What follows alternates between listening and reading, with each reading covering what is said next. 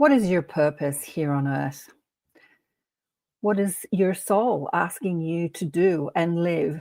And how does depression dovetail with all of that?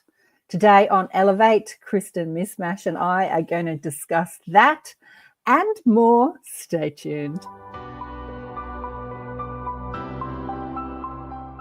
Welcome to Elevate, the awareness shift, waking the quantum self. I'm KAren Swain, your host, and you're listening on the United Public Radio Network and the UFO Paranormal Radio Network on 107.7 and 105.3 FM, syndicated radio all over the world. Hello, beautiful people. So great to be with you again. And the gorgeous Kristin, Miss Mash, is with me. Welcome, Kristin. Welcome. Thank you.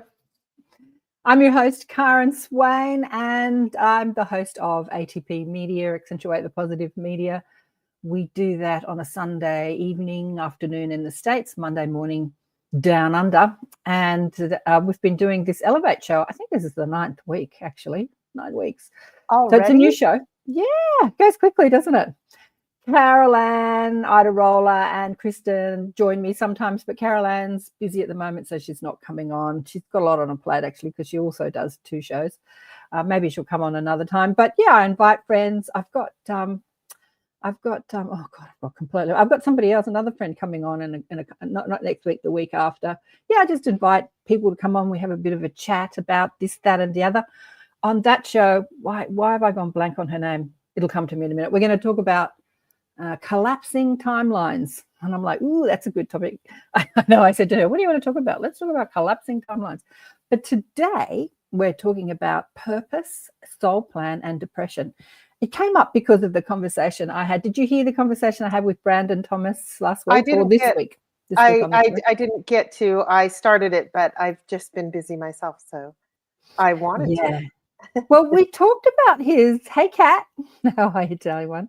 We talked about his dark night of the soul, and I asked him a question, like, what are the thoughts that when you're, because he said to me over a year ago, a couple of years ago when he was on the show, he was talking to me about his dark night of the soul, and he was saying it was so bad, it was so bad, it was so bad, yet like this depression. He said, I was eyeing the gun. I've never heard anyone say I was eyeing the gun, meaning I was really thinking about taking myself out of this matrix. And I asked him the question, what are the thoughts? Like, what thoughts? She says, yeah, everybody does, darling. I suffer from depression, but listen to your message to help me. Thanks, honey. Everyone does suffer from depression at some time or another. It's a bandwidth. It's a frequency on the emotional scale. It's just about the worst frequency on the emotional scale. And before we get to this beautiful planet, one where cruising around as souls in the other life. I won't call it the afterlife because it's the before life, the before and after and during life, the other life.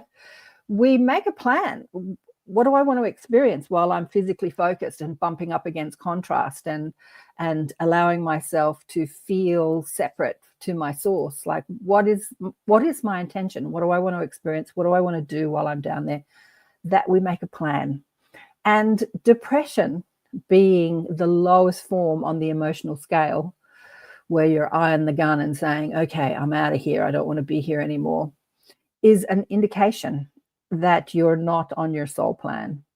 So your soul has a plan. When we talk about deliberate creation, often people argue with me and they say, if it was up to me, I would never have created some of the stuff that's happened in my life.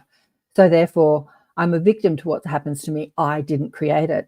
But on some level, the soul is choosing that experience. So the soul has the desire to go through that experience. And the soul is so we're creating from the level of soul, and we're also creating from the level of ego. So a lot of people can say, hey, Heidi, a lot of people can say, I want to be rich and famous and own a corporation and have lots of money. And I was talking to some friends last night about this. I was saying what we're going to discuss, talking about soul plan and depression. You see people like I was talking about last night, Lady Gaga or Madonna.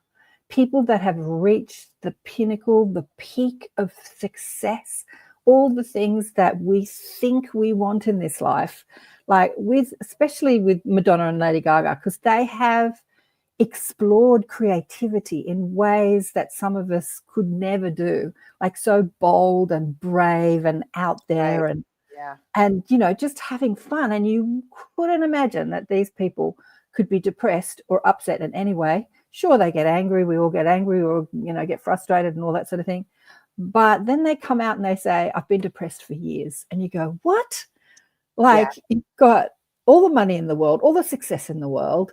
You've been free to explore creativity in ways, just the freedom to create in any way. Because to me, I think that that's something beautiful, to have that freedom to create anything you want I and agree. be, Yeah, that's yeah, like the end all be all, right? yeah. How could you be depressed? I remember years and years ago when I was young, there was a show called Marcus something MD. It was a show about a doctor. Marcus Welby, MD. MD. Yes. Okay, so that doctor, the actor that played that doctor, Mhm. he had this really successful show. He was in everybody's households on a daily basis. He'd done many other things, but he was very famous for that show. I remember towards the end of his life, he's long gone now, he came out and said, I have been depressed my whole life. And I'm scratching my head going, I don't get it. I don't get it. Like, you've become famous and you do something you love and you get paid very well and you've got a loving wife. Like, you've got everything that life tells us to have. Why are you depressed? So depression is not necessarily about the terrible things that happen to us, because I know that Kristin shared with me, it's okay if I talk about your kids? A little bit. Yeah. Yeah. Go ahead.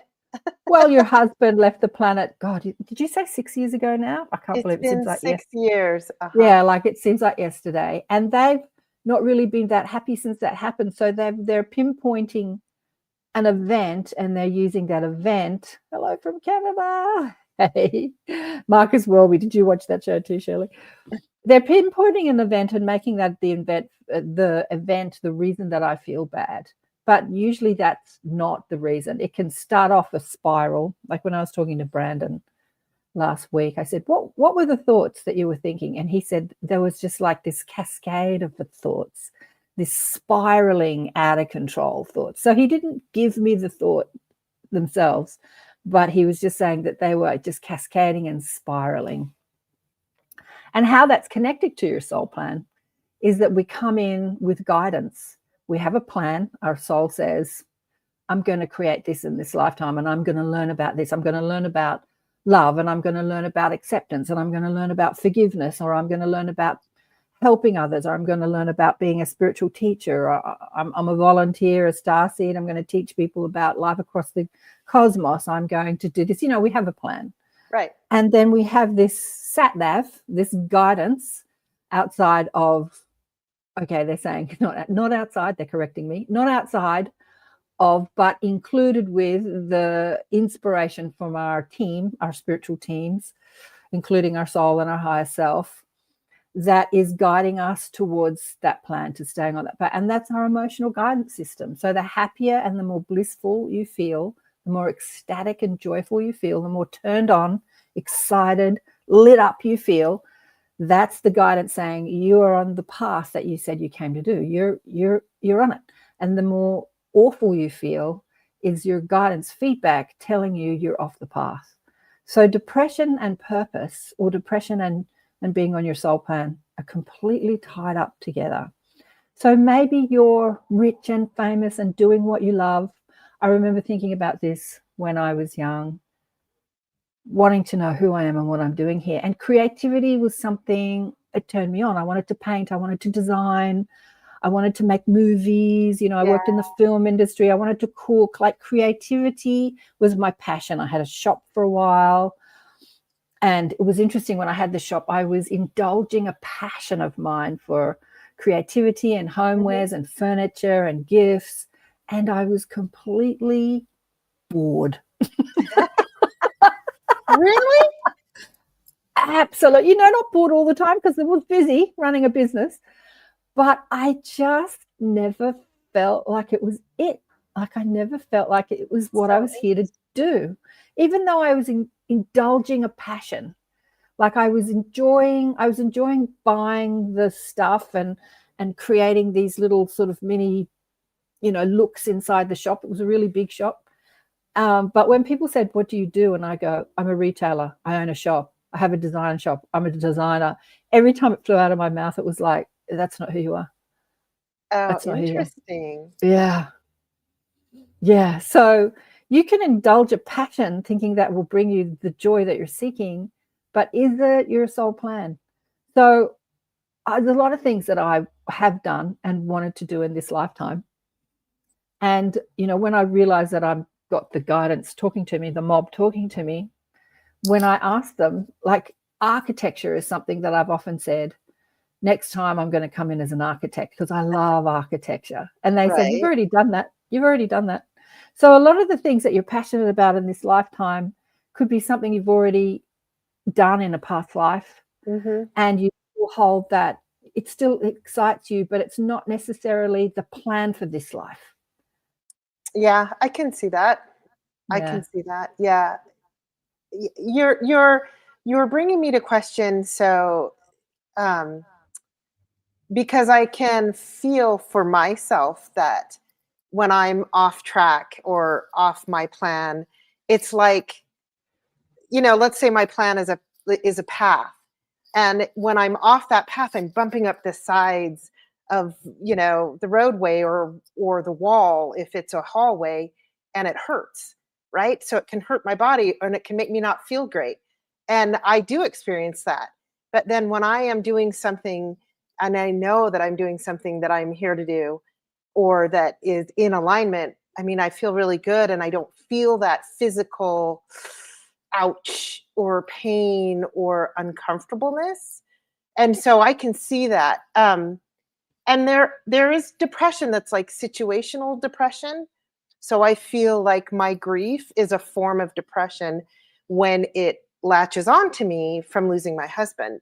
But I don't feel like I suffer from clinical depression like from birth, because I believe some people that could be something that they asked to be born with.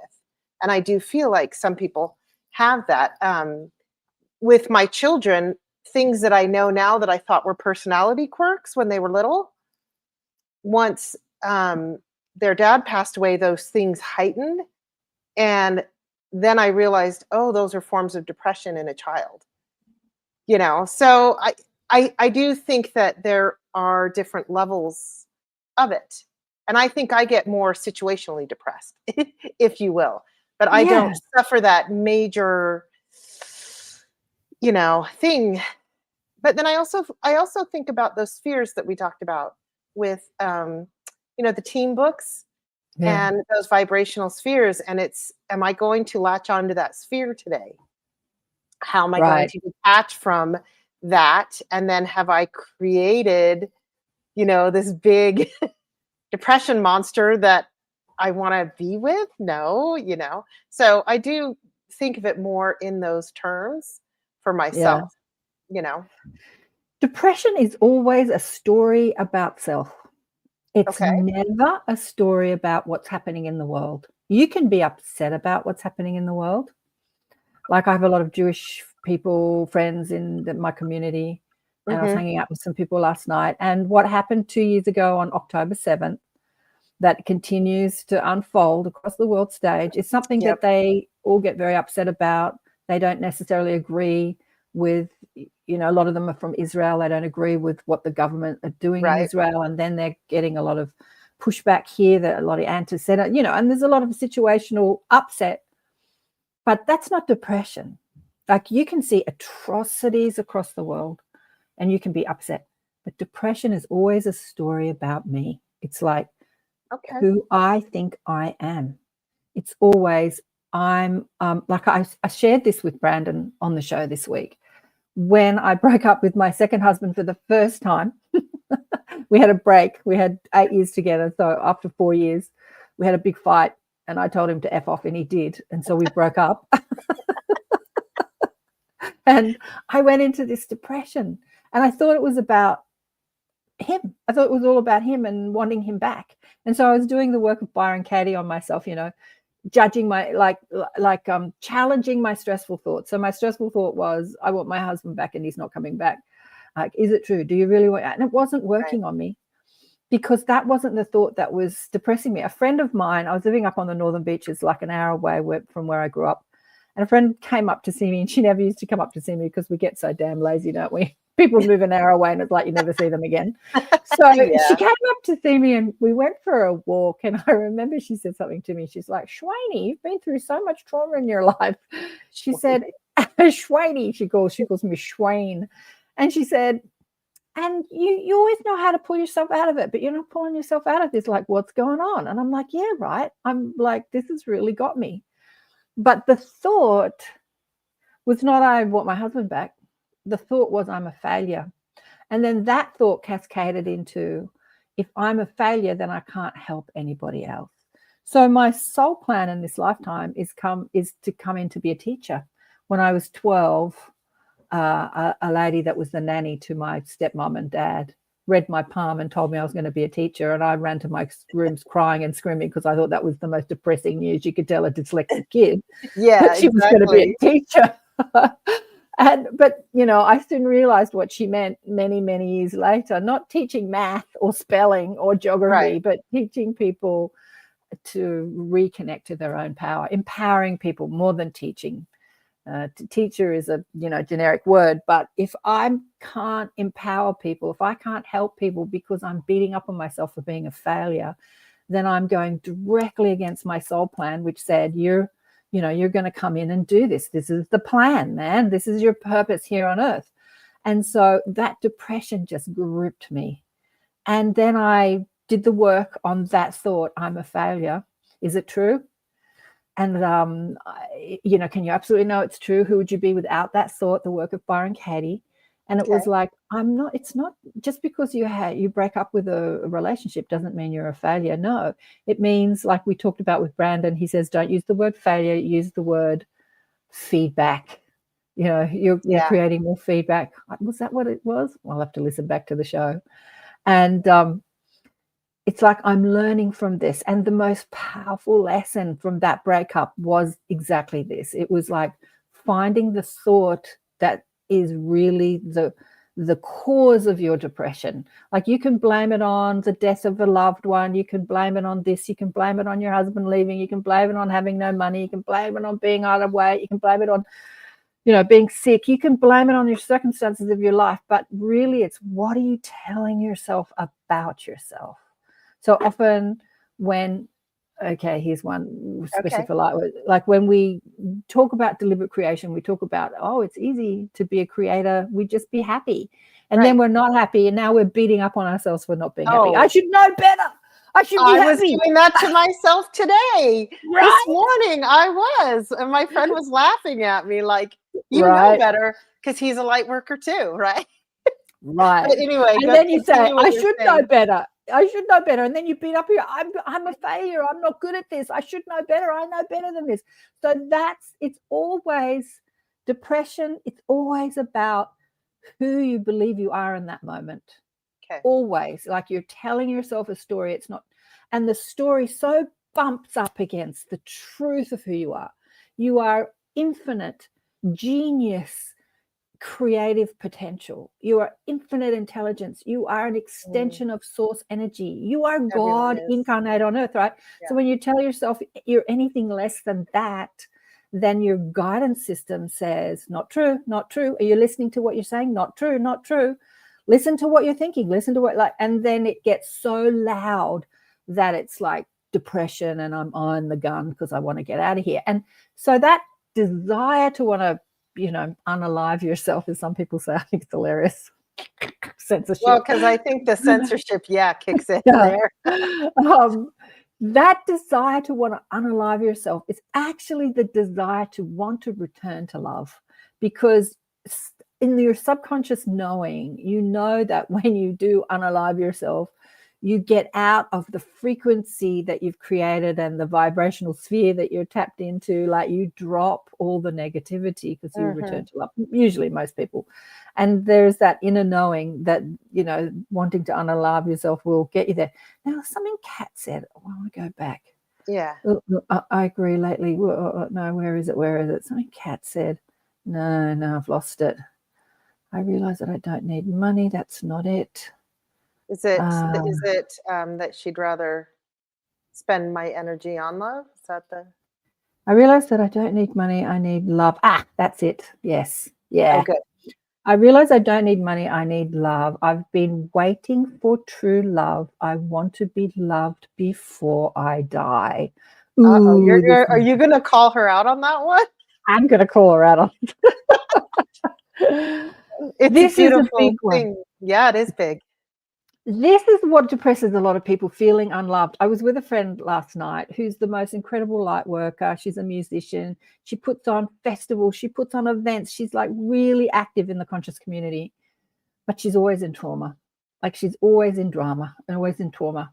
And so she lives her life based on what she thinks she needs. And every time she speaks about her trauma, all I can hear is, will you love me? Like, will you love me? Will you love me? And if I tell you my trauma, will that create empathy between us, sympathy? Will that create connection? And will you like feel sorry for me and then reach out with your love for me? Like some people use that, right? They on a subconscious level, but that's what I hear almost every time she opens her mouth. And that needing love from others is such a trap because love doesn't come from other people. Love is who we are. Love is who we are. We are love. And when we seek it outside of ourselves, in the other, whether we're seeking it from the conversation we're having with someone by talking about our problems and feeling like they're going to love me because they're going to feel sympathy for me, or they're going to reach out and help me, or they're going to hug me, and then I'm receiving love. My first husband did this. He was sick a lot as a little kid, as a little baby. And his mother used to love him so much when he was sick. Oh, my poor baby. Oh, I love you. And like more love was heaped on him when he was sick. And so he grew up with this knowing that being sick gives you love. And so he was sick all the time. It's like, oh, my back, or my kidney problems, or my knee. And he was a young man, right? Yeah. And I was dating him, and he had all these contraptions. He had the pillow for the car for his sore back, and he had the thing that he wrapped around his kidneys to keep his kidneys warm, and the thing he wrapped around his knee, and then this and that. I had all these contraptions for all his ailments. And I was a young naturopathic student. And I said to him, I can't stand it. I'm breaking up with you. He's like, why? I said, you're such a hypochondriac. Yeah. You know, my Reiki master, Debbie Straley, that you've had on your show a couple years ago, tells a story in the Reiki training similar to that as an illustration to us as, working in a healing modality, that it's up to the person on the table a lot of the time if they want to move through the healing. And there was a client that she had years ago that had some ailment. I don't remember what it was, but a chronic ailment. And she would get on the table and Debbie would channel the energy and the woman would walk away better. And she'd be back 4 to 6 weeks later with the same ailment. And what Debbie got to the bottom of was that this woman, when she was feeling good, her kids wouldn't check on her. You know, she was a grandmother, and when she was feeling good, her kids and grandkids wouldn't check in on her as much. And so it kept her out of loneliness, right? And so it's interesting that we are interpreting that type of attention for some form of love, but really it's that type of love, like, you're lesser than me, so I'm going to take care of you, and that's a negative vibration as well. Yeah, it's an enabler.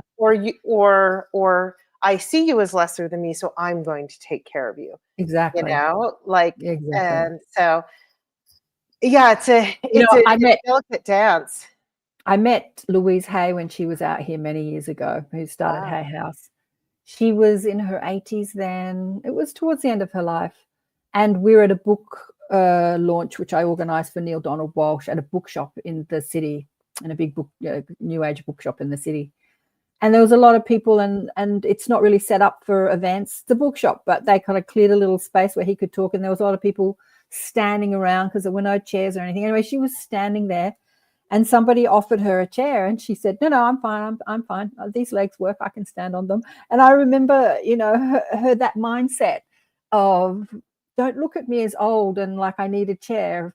If I need a chair, I'll get a chair, but I don't need a chair just because I'm old. Like that mindset. She was always referring back to strength and happiness, and she was, she started all this deliberate creation stuff, but more so about personal, about self, like do the mirror work, look in the mirror and tell yourself you love yourself. And getting back to Kat, well, I mean, I want a man, she says here. Yeah, and Mish had some It's interesting things. It's just so hard to find a good man. Where can I find a good man? Listen to what you're saying. Listen to what you're creating. It's just so hard to find a good man. So that's what you're creating. It's hard to find a good man. And also that love that you're wanting in the man, if you're looking for love outside yourself, you'll attract a man into your life that will also be looking for love outside himself. And that's where relationships go really pear-shaped because sometimes we're not giving people love. Like sometimes we're busy and frustrated and ornery, and the other person is like, you're not loving me. And then there's fights. When you completely love yourself, you can sit with and be with other people when they're not, loving themselves in that moment, because you're not needing that validation, that appreciation. You're not needing that love from them because it's coming from within yourself. And love is a feeling that you don't get when others love you. You get when you love them. You feel love when you give love. Like you feel love when you give love instead of needing someone to love you. I remember thinking about this again when I was young. I had a very gorgeous, tall, beautiful girlfriend. Mm-hmm. And she just had so many men that were just madly in love with her all the time. And she suffered depression. And I'm like, so many people are loving you, but you can't feel their love. You can't feel their love. Like everyone wanted to love her and be with her. Like she was so beautiful. Everyone was madly in love with her. But because she didn't love herself, she couldn't feel that love. And you only feel what you're evoking in yourself. And when you, as an empath, when you evoke that frequency, that vibration, that emotion in yourself, then you can feel it in the other.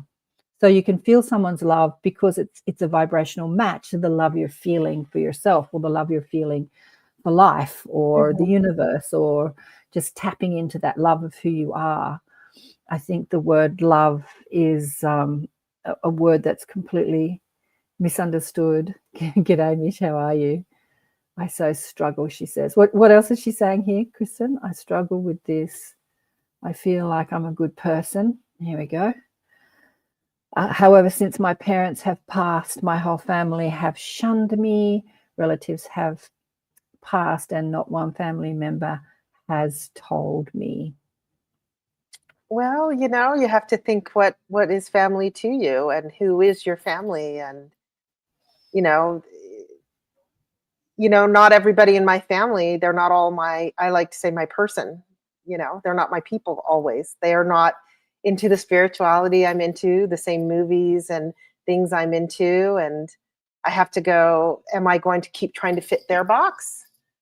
Or do I get to stand in my own confidence and power and be myself? Because I'm more happy when I'm my own confident self, standing in my own likes, dislikes, things that I enjoy, and I find people that match that. When I'm trying to fit the box that my family created for me, because they sure did. You're the little sister, or the big brother, or the wherever you fall in the family. It's and then as I'm an adult, they're more my contemporaries than my mom and dad. They don't parent me any longer, right? So when do I get to just stand on my own? Although it is painful, Mish, I get it, because I've been there.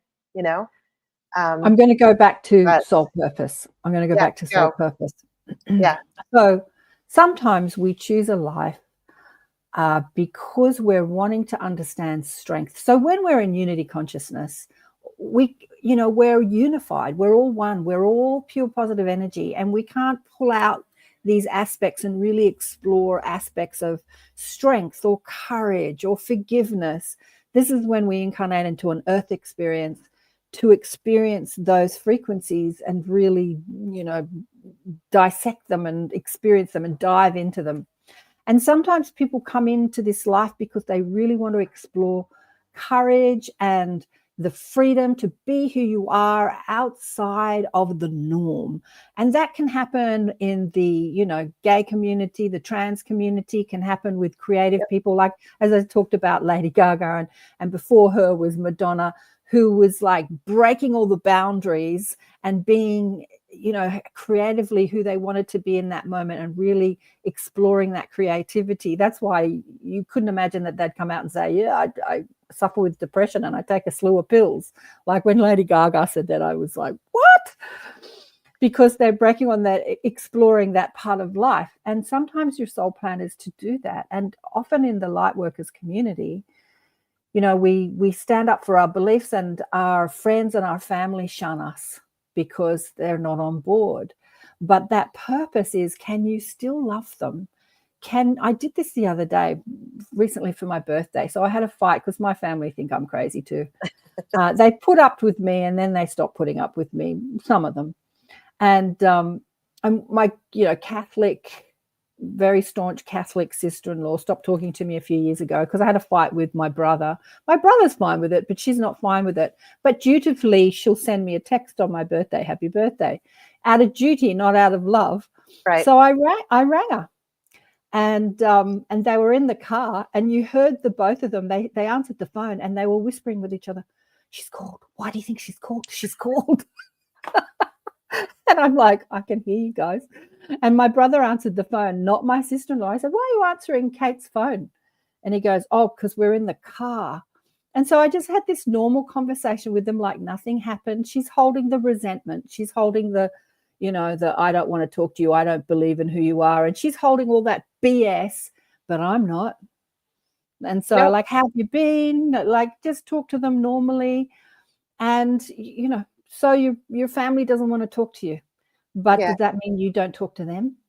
Like, just be who you want to be. If you want to talk to them, talk to them. Yeah. Talk to them, even though they're judging you. Stay in your strength, as you say. Stay in your power. Be who you are unapologetically. Like, be the love that you came to be. Be the strength. Be the courage. And that sometimes that is your purpose. So when it really depresses you and upsets you, and you feel ostracized and outside the, like, your purpose is to stand in your strength.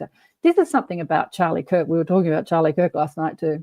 Most people's idea of Charlie Kirk, who don't really know him, just see him as this misogynistic, evangelistic Christian who was a, what do you call it, when you don't like other races, and he was against gays and trans and against black people. And that's so not who he was. And there's so much of him talking about that. He said, I think race shouldn't exist. We should never employ people based on race or sexual agenda. It's nobody's business who you have sex with. Why bring it even into the conversation? But he unapologetically stood up for what he believes in and who he was. And he got a lot of judgment, like a lot of judgment, but it didn't stop him. And, maybe that was something that he came in here to do.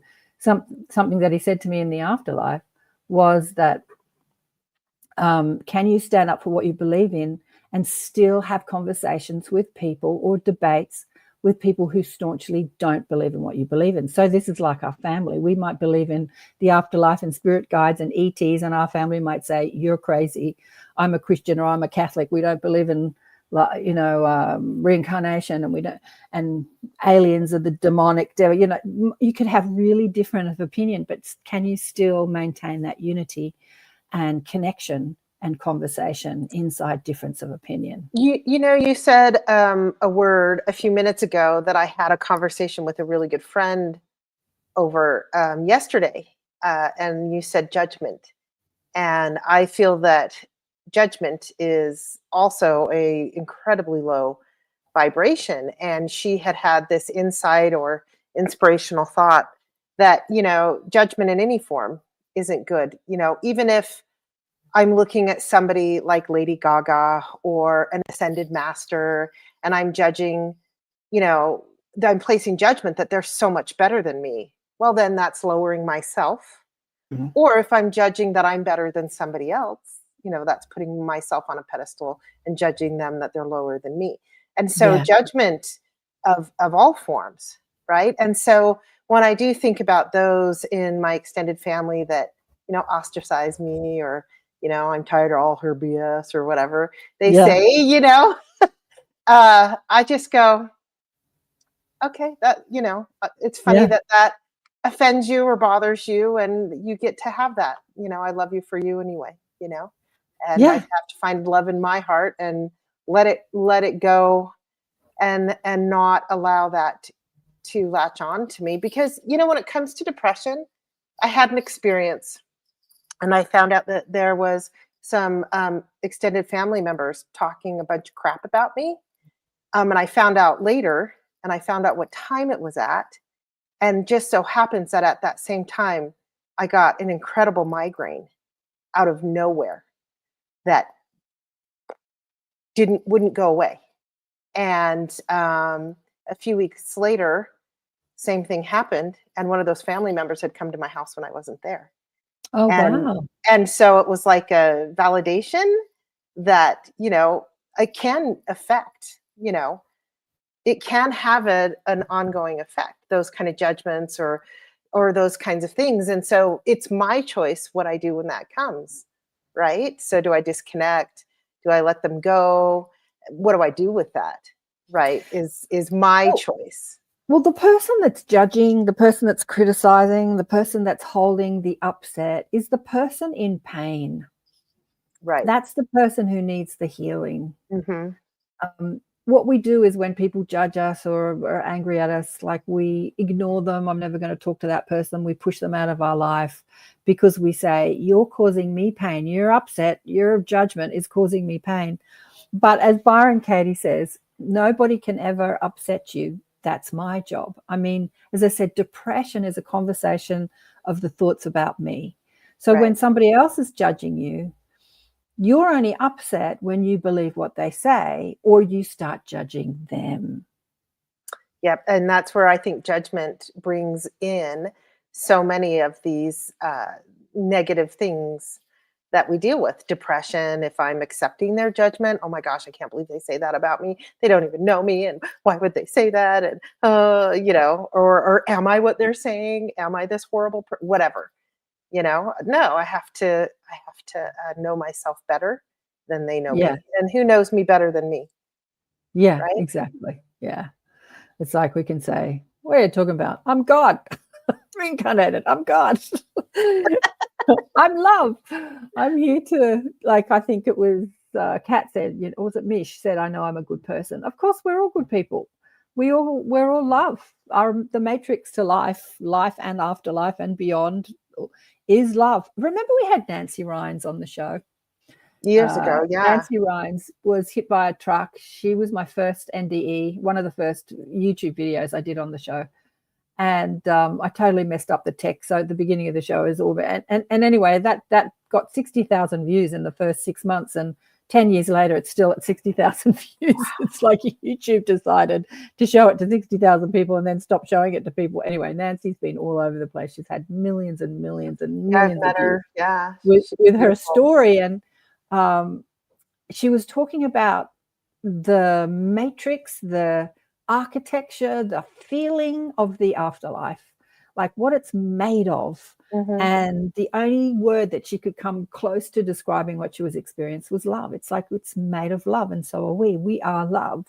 Like the matrix of that environment and me, like the structure of who I am is made from is love. Is love. Like even religion says God is love. So if God is love and we are God, then we are love. So that seeking love, like looking for love in the boyfriend or outside ourselves or the girlfriend, is the big mistake that we make. Instead of, if I am love, let me tune into that inside myself.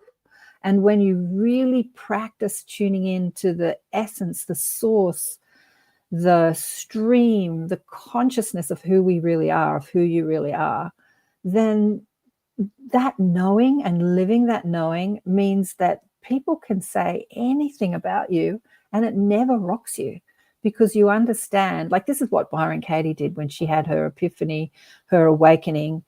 I always say she woke up dead. She doesn't use that vernacular, but she woke up in that same frequency that so many people who have NDEs talk about, but she's physically in the body, not even identified with her body. She's looking in the mirror and she's thinking, who's that person looking back at me? Like no attachment to identity, but in this spaciousness of pure bliss. And she had this epiphany in that moment that she had to suffer depression for 10 years. And her family had put her in a facility, and she said she felt so bad about herself she didn't even want to sleep in the bed, so she slept on the floor. And she realized in that moment of waking up dead, waking up in that same frequency of who we are as source energy, is that every ounce of that depression came from believing her stressful thoughts. It was such a simple formula for her. If I believe my stressful thoughts, then I suffer. If I don't believe them, then I don't suffer. Yeah. It's just that easy. I love the simplicity. Esther Hicks, the law of attraction and deliberate care. It's so simple. I remember coming back in 2004 from a cruise with them and thinking, God, deliberate creation is so simple. Just be happy. Yeah. And everything will come to you, right? Yeah, Not come so on, just simple. like that. It's like, okay, be happy. That's the formula. Be happy and everything will come to you. Okay, so how do you be happy when you're believing your stressful thoughts?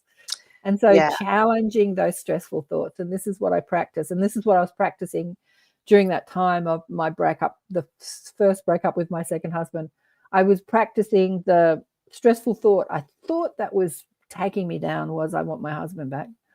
But the thought was I'm a failure and I can't do what I came here to do. And that was such a potent lesson for me. If you're not on purpose, on fulfilling your life plan, then depression will be the indication of that. So what is the thought? Let's find the thought that's pinpointing. If you're here to be love and then to teach love, and you're looking for love and you can't find it, and so you feel depressed because you can't find the love, then that depression is your indication that you're actually here to be love, not to look for love. Yeah. I have a practice that I do when I'm getting caught up in that I'd like to share if that's okay. And I learned it one way, and then it comes in. I learned it another way in another place, but it's how I do it. So when I became a Reiki master, the practice was that I wasn't a full master until I did 21 days straight of channeling, spirit writing is what I call it. A channeling, connecting in, and channeling my higher self.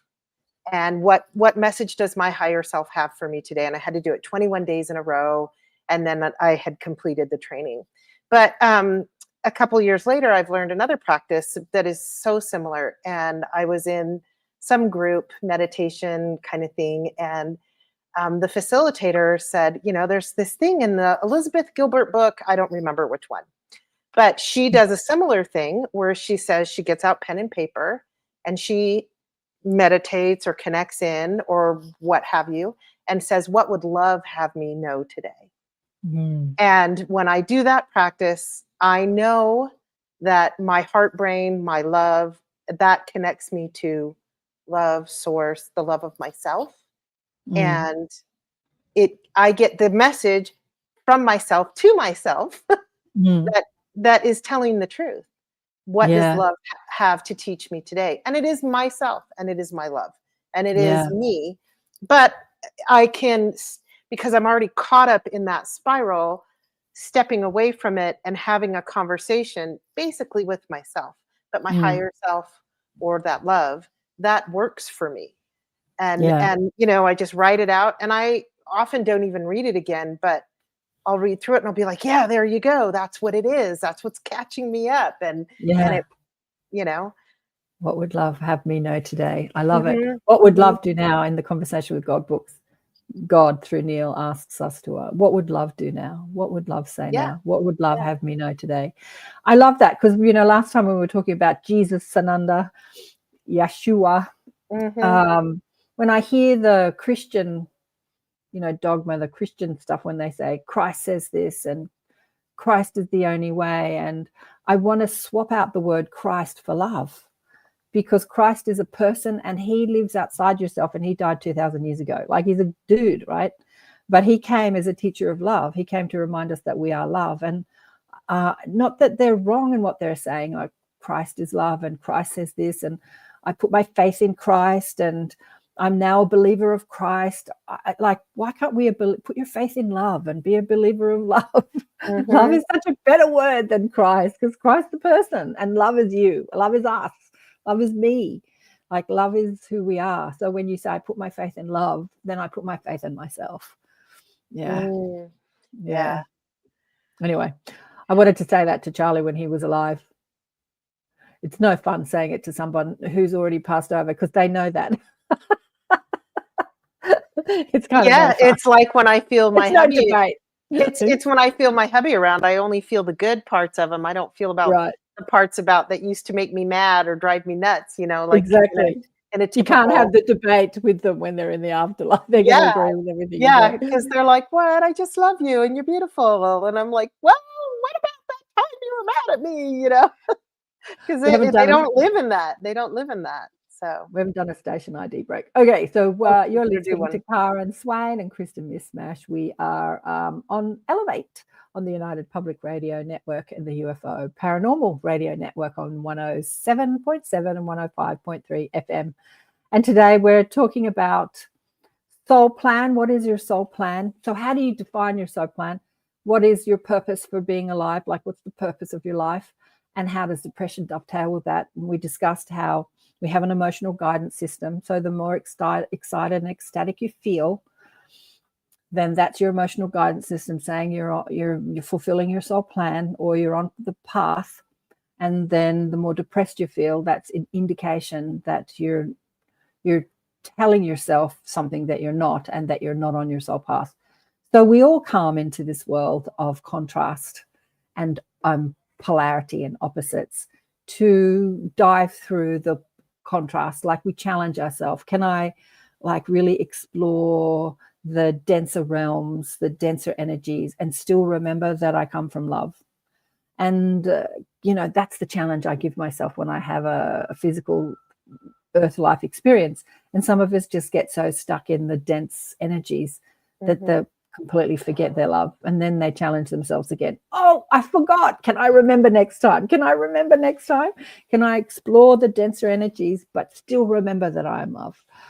And so the soul plan, your purpose on life, I remember, Bashar says, follow your highest excitement, and Walt Whitman said, follow your bliss. And so we've discussed how following passions and excitement of passions doesn't necessarily mean it's your soul path. I remember, reading about this in books when I was in my 30s. And I think in the Conversation with God books, they were saying something similar. And I was following passions, like passions of creativity and design and things that I was passionate about and I was excited about, but I still didn't feel like I was fulfilling my purpose here on earth. But the thing that turned me on the most, and it wasn't like I was jumping up and down and saying this is my highest excitement, but it was the thing I wanted to do the most, was just like, leave me alone. I just want to sit in bed and read these spiritual books. Do you want to come out and party and have a good time? No, I want to sit in bed and read these spiritual books. I feel a little guilty of that one. Like, I love people and going out and partying. Like, I loved it when I was young. You could never get me at home when I was younger. But then that passion, that highest excitement of reading about spirituality took over my passion for going out dancing and talking to people. And that no longer fulfilled me, but sitting at home alone reading my spiritual books did. And then I read, like, the thing that you're most excited about is what you're meant to do with your life. Like, it's your purpose. It's like, how does reading spiritual books help anybody? Like, I couldn't put two and two together. Like, how does that help? I don't get it. Like, how could that be a job? Or it just didn't make sense to me that could be a job in any way, shape, or form. But yeah, a friend of mine has a son who she used to get frustrated with because all he wanted to do was watch movies. and didn't want to go out. And then he, years later, like when he was in his 30s or even in his 40s, he moved to Hollywood and he works in the movie industry. But he spent 20 years watching movies. So he didn't want to go out and party and do things with his life. He wanted to sit and that was his purpose. That's the thing he wanted to do the most. Some people, you know, talk about their kids being on computers all the time playing video games and they get obsessed with it and they should get off the screen, and then they become developers and they develop, you know, new technology and stuff like that. I, as a parent, I always sat in like, ooh, I can't wait to see what my kids are going to be, not like, oh, I want them to be this, that, or the other. And all I did was all I did as a parent was work to foster an environment where they could explore those things. And, you know, so my oldest child, who, you know, was into computers and always got in trouble in high school for hacking into the mainframe and everything, you know, is a computer genius and builds computers from the ground up. And there you go. Exactly. You know, and all those kinds of things. And so, yeah, it is interesting to see what it is that, you know, because a lot of people, I was just talking about this with a girlfriend last night, you know, that's what I'm in the middle of. I am not working for any other company any longer. I'm working for myself and I'm building up my own business. And it, like, people have said to me for years, whenever you talk about that, that just lights you up. Like, you're glowing right now. Do you know you're glowing right now? And I go, no, I'm just talking about, it'd be so cool to be able to, you know, have this and that and do that. And yeah, and I'm doing it now. There you go. You know, but it takes time sometimes, or not. But it's my bliss, you know, and I trust that the universe knows that this is, you know, this is where I'm supposed to be and this is what I'm doing, so things will align. It's like for you, Karen, you know, you do have some things that are provided for you. I recall you saying, you know, you asked the universe to support you, and this is your call, your bliss. This is all of your spiritual reading manifested, and now you're living it and have, you know, made it into, you know, what brings you joy, it seems, you know, talking to your mom and teaching us all. Interestingly enough, I've become a sort of like an old grumpy person, because I find that most people's conversations, when people are just endlessly talking about themselves and their problems, or like my girlfriend the other day, God, I love her to bits, but she wanted to talk about Nicole Kidman's divorce.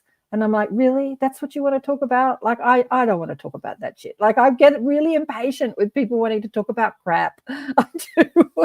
And the only thing that really lights me up is the conversations I have on the shows, whether it's with a guest or you, or because that's what I'm interested in. And I indulge people as they rabbit on endlessly about what they ate at the restaurant and, you know, celebrity crap and their problems. Like, I indulge people, but I'm not interested in it anymore. And as I get older, I become more impatient. Like, I don't want to discuss that. Like, I just shut my girlfriend down the other day. She was pissed off at me. I don't want to talk about Nicole Kidman's divorce. I'm so not interested in that. She's like, but I am. I'm like, talk about it with somebody else then. I love to read and have loved to read since I was a small child. And I've been in several book clubs as an adult. And in recent years, it's been like 10 years since I've read a work of fiction. And it drives my one daughter crazy, who works at, you know, Barnes and Noble, the big bookstore chain here in America. And she's like, Mom, you got to be reading fiction. And people are like, well, come join our book club. Well, what are you reading? You could suggest books. And I'm like, you guys are all a bunch of atheists. You don't want to read like what I'm reading, Dancing on a Stamp by Garnet Schulhauser. I'd love it if you read it, because then we could talk about it. But, you know, and so I'm funny. I don't want to waste my time reading a story about somebody else unless it's magical or spiritual. Like, I'm kind of grumpy about what I read. Absolutely. And my stack of books, my to be read stack on both sides of my bed, are all these spiritual books, you know, of all my friends write them, and I learn and I want to integrate it all. And recently I watched a documentary about Jane Goodall, who's just left the planet, bless her I heart. watched it. The one where she talks with the... Well, there's quite a few documentaries, and I was on Netflix or one of the streaming platforms, and I watched 2 of them back to back. And in one of them, I think it's the one called Hope. It's not the one so much about her life in the beginning and with the apes. It's about her activism. She talks about going into centers where all the caged animals are that are being experimented on for the medical industry with drugs, and they're using chimpanzees to test drugs. And all the animal activists were really angry at her for going in there and not, screaming and yelling and trying to burn them down, just participating in it and talking to the apes and stroking their hands and stuff like that. But at the end of her tour through the facility, where there are just hundreds and hundreds of caged animals, she showed the video. This is going to make me cry. She showed the video of her interacting with the apes. And she talked about how human they are and their names and their personalities, and showed how human they are and what their likes and their dislikes and their relationships with each other. And the people working in the facility, the scientists, were watching this with their eyes and mouths open, going, I had no idea. I had no idea animals were that, sentient, that human, that conscious. They just saw them as these things that they could experiment on, and if it killed them, it killed them, and if it hurt them, it hurt them. They had no connection to that sameness, really. And so she educated them, not by hating them or making them wrong, but just by showing them her work. Oh, it makes me cry. Yeah. I get there too. That's such a beautiful form of activism, to go, and this is, again, I keep coming back to Charlie, to go inside the enemy camp, so to speak, and not make them wrong. Like to go inside the book club and suggest a spiritual book and have them read it and then discuss it, rather than saying, you read stuff I'm not interested in. Like, I'm going to come and be a part of you, but I'm going to suggest this book and we're going to talk about it. Like, not make them wrong, but just introduce your ideas to them and make them think differently. And that was a great, that part of, I have to say, as she got older, she became a little less patient with people, because she was out there saying how horrible Elon Musk is and how horrible Trump is, and she was quite vocal about how she disagreed with people. But when she was younger, instead of disagreeing with them, her activism was just like, let me show you what I've discovered. There's a new I don't know when it was released, in the last couple of days on Netflix, and it's Jane Goodall, Famous Last Words. And it was recorded, I think, last May, and with the agreement that it wouldn't be released till after she passed. I don't know if this is a series they do, but there's some really cool spiritual connections in there too, where she talks a little bit about her own spirituality. That's my word for it. But her own spirituality from reading near-death experiences and studying stuff like that, and her own experience with loved ones that have passed over, But it's about an hour. It was really good. I like that one too. I've always admired her and the way that she changes minds peacefully that way. I just beautiful. She was an inspiration for me, for sure.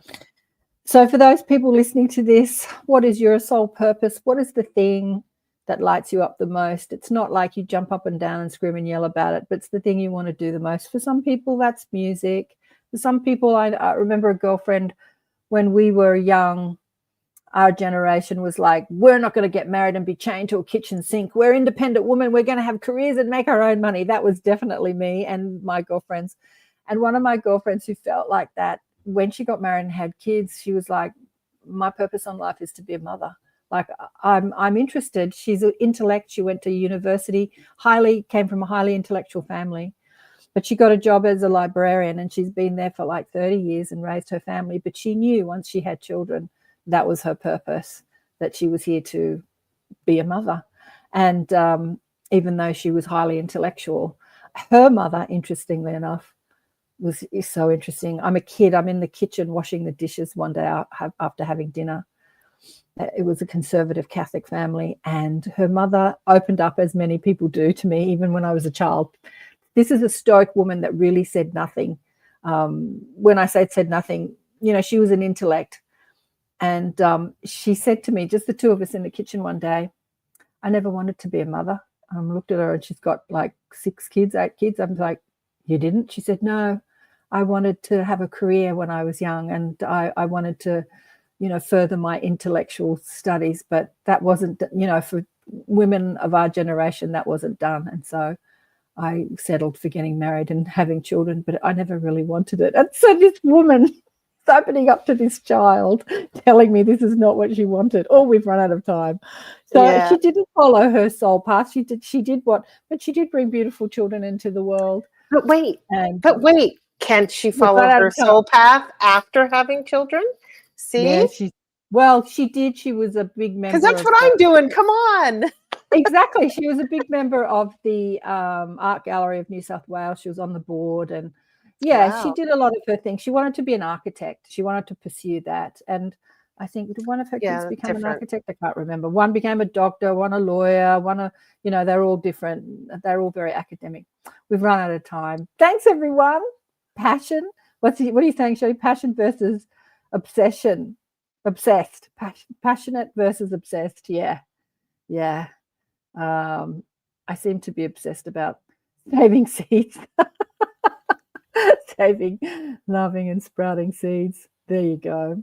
Thanks, everyone. Thanks, Kristin. Big love to you. Goodbye, everybody. And for people listening to this, what do you want to talk about next time? Send us your questions or something you want to explore more next time. Or we can go over things that we've been over before. Soul purpose, depression. We can go over soul plan, timelines. Laurie Spagna is the girl that's coming on the show in a couple of weeks. Laurie Spagna, and we're going to talk about collapsing timelines. That's going to be fun. Big love. Thanks, darling. Bye for now. Ciao.